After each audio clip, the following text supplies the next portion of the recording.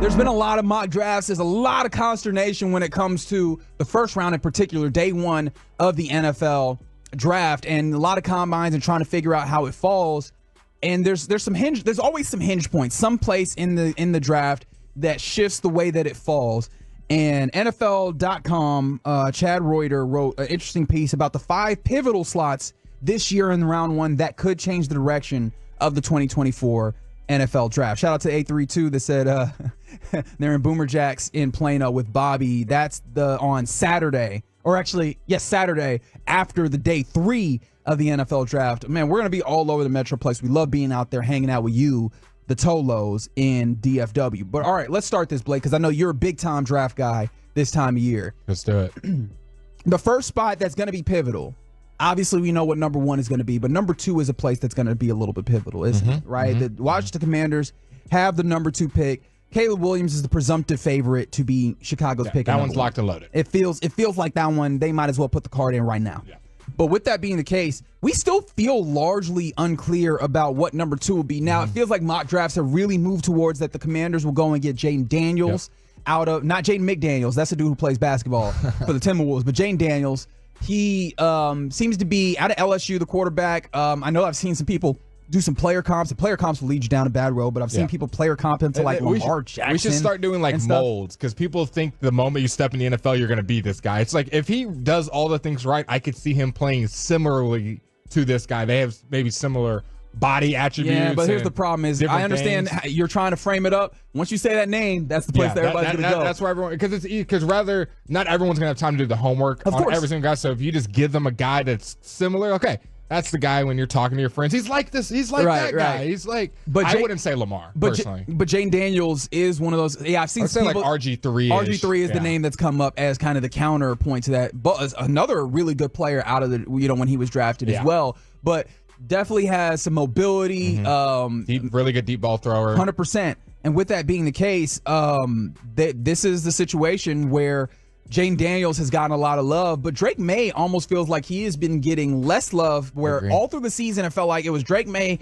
and Caleb Williams that people looked at. And Drake Maye seems like he's kind of not getting love. But regardless, that's the debate. It feels like we know Washington needs a quarterback. Those seem to be the next 2 after Caleb Williams. Which one goes there, I think, will dictate some of the things that happen afterwards. Yeah, I completely agree. I think that 2 spot, not that it's going to be, I don't think, as important for other teams, just it'll be important to see who they pick and which strategy they go, because I do think Jaden Daniels and Drake Maye are 2 different quarterbacks.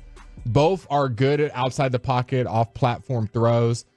Drake has some spotty accuracy, and I think that's might be a little bit of the reason that he's kind of dropping, is people really, once the season ends, you really dig into tape.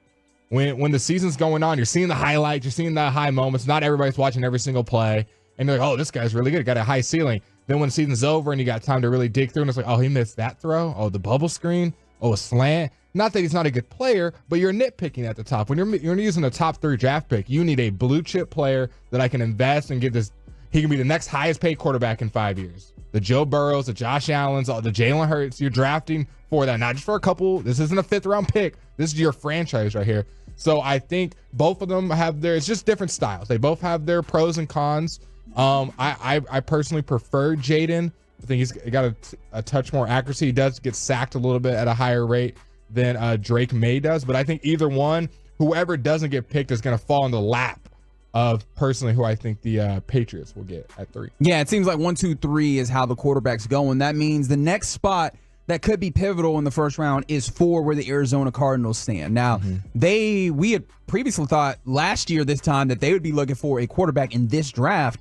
Seems like they have come to terms with the idea of, we like this Kyler Murray guy. We can rock with this. And so I think it's a smart pick, too, because think about it. They would be getting the 4th best quarterback, or you could have a very, very competent quarterback that when he was healthy was having an MVP type level. They were playing really well a couple years ago. Not like last year. Not last year. A couple years ago. Where everyone was around him, and he had Hopkins. And you can add to him a player who a lot of people view as the best player in this draft, in that dude who wore 18 for Ohio State, wide receiver. His daddy played in the league. You want to know something crazy? What's that? And take it with a grain of salt. Blake is still new to this. MHJ is what I'll say. That's as far as I'll go. Blake is still new to this and learning, listening to other people and doing my own study. I'm not as high on Marvin as everyone else is. Not saying that he's not good. That is not at all what I'm saying.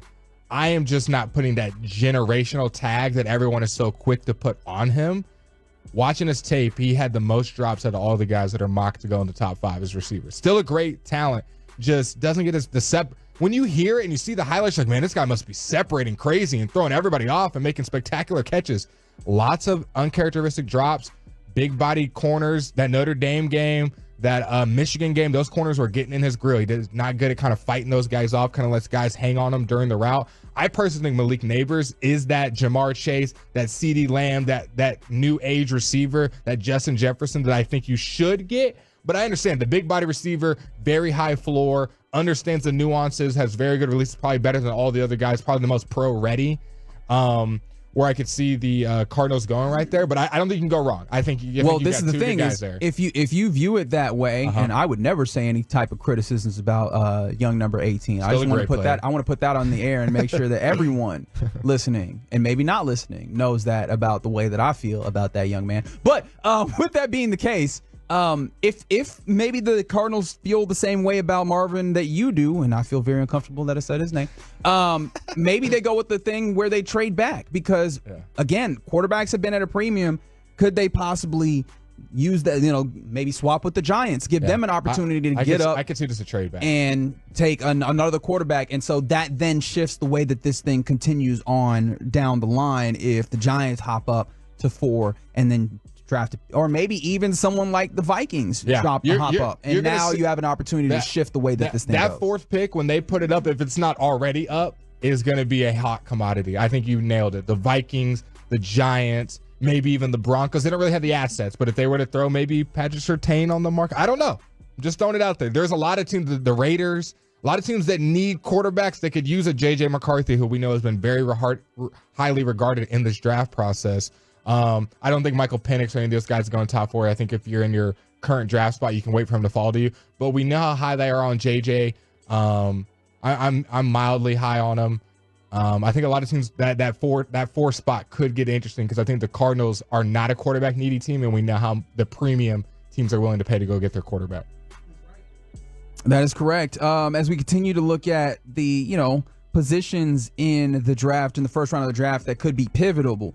I don't know what I just said. Let's go to pick 9 for the Chicago Bears, where if the Cardinals do trade back out of the top 10, there's a scenario where, the Falcons at 8, the Bears at 9 could be places where they're looking to move back up, right? So if they trade out, they can trade back up, get one of these high caliber wide receivers that would be in that situation. This is going to be an interesting pick, Reggie, because they're already going to have Caleb. They just got Keenan, right? They got Keenan Allen. And Mike went to the Jets, right? I always kind of like forget which one went where.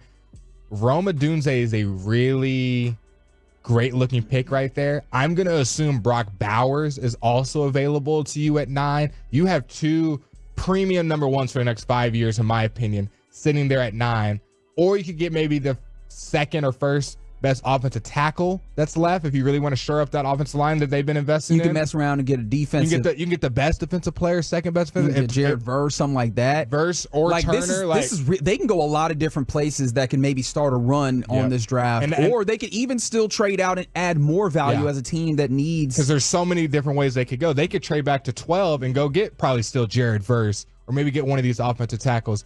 But I think the rumble effect is going to have, say they draft Rome Odunze, or I actually say this, say they don't draft Rome Odunze and the Jets pick at 10 and they pick Brock Bowers. You know how many teams are probably going to try to jump up to 11 seeing Rome is still there? The Bills, the Chiefs, the Ravens, like these teams at the back that are good, that don't have a million holes. They're just like, we just need another playmaker. Maybe the Bills do kind of have a couple holes, but you get my point. The teams that need that extra playmaker, you're going to see teams jumping up. Rome Odunze, who will be wide receiver 1 in a lot of classes, is still there, and we're out of the top 10.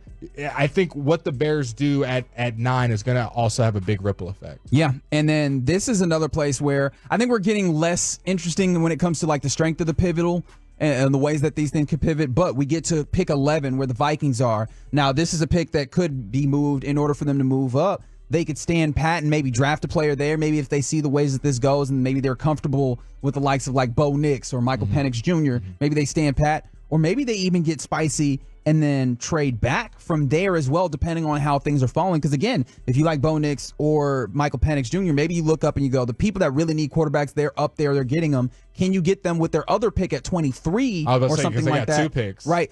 And then maybe they look up and they go, we can get more value, as we've talked about this week. Trading back, getting more picks seems to be the right way to go. Oftentimes, if you have a partner, maybe the Vikings look up and go, this is an opportunity to. So that's a place where they can almost pivot in multiple different directions of going up and going down if they wanted to move that. Because they got 2 to move around. You need a quarterback. It wouldn't hurt to get another defensive player. They're in a good spot. I do agree. Whoever they pick at 11 or lack thereof of trade out is going to create a void, because I think a lot of people in their head, and obviously I'm not in the NFL GM's rooms, have kind of already pictured them getting McCarthy or getting one of these quarterbacks. The moment they don't get that, oh wow, he's still available and we're at pick 15. I didn't even think we were going to get him, and you're going to see a lot of jump because we assume things are going to happen. Mock drafts come out, smart people tell you who's going to get drafted. Draft night, it never goes like that. It just never does it. All of a sudden, that guy that you thought was going to get picked in the top 7, we're at pick 28 and he's still there. Right. And along those lines, that's the fifth spot that could be pivotal in the first round of the 2024 draft. Pick 19, the Los Angeles Rams. This would be the first time that they have a first-round pick since 2016. And they've had one of the best drafts in the last couple of years. Right. And it's been crazy because, I think last year they didn't have a first, they didn't have a second, if I remember correctly, and they just nailed those day 2, Tyron day Williams, 3 picks. Defensive pieces. And so maybe they feel they get to a place where they feel real confident in that, but you could possibly see them, as you mentioned, the ideas of there's a lot of talent. There's a lot of first-round caliber or somewhere around there where maybe things kind of move around someone's slides, and maybe a team looks up and goes, 19, I think I could get somebody who I did not think would be available in that round. And the Rams seem to be comfortable with not necessarily selecting a first-round pick. Maybe they are someone who's comfortable. Hey, you want to get back in the first round? Here you go. We'll gather some picks. Thanks for the opportunity. I think late in the draft, in the first round, you're going to see a lot of defensive players that are highly regarded on these mock drafts and on these consensus board rankings that are still there, because all these teams, it's a very offensive-driven draft with the quarterback and receivers and offensive tackles, how skilled they are. You're going to look, and it's going to be like pick 24, and the second best, third best defensive player is still sitting there, and teams will jump up. And what's funny is they might not even move. They might stand and take one of those kind of defensive players. As you know, Aaron Donald retires. Yep. That's a position that Byron Murphy that they would need to that they would need to replace. And so maybe they just go 19, let's go and get our guy and just be happy with that. But those are some of the 5 pivotal positions or positions in the draft in the first round that could be pivotal. We talked about 2 with the Commanders, pick 4 with the Cardinals. We talked about pick 11 with the Vikings, pick 19 with the Rams. I missed one as I was running those back. Let's see. What was the other one? 9 with the Bears was the other one. There you go.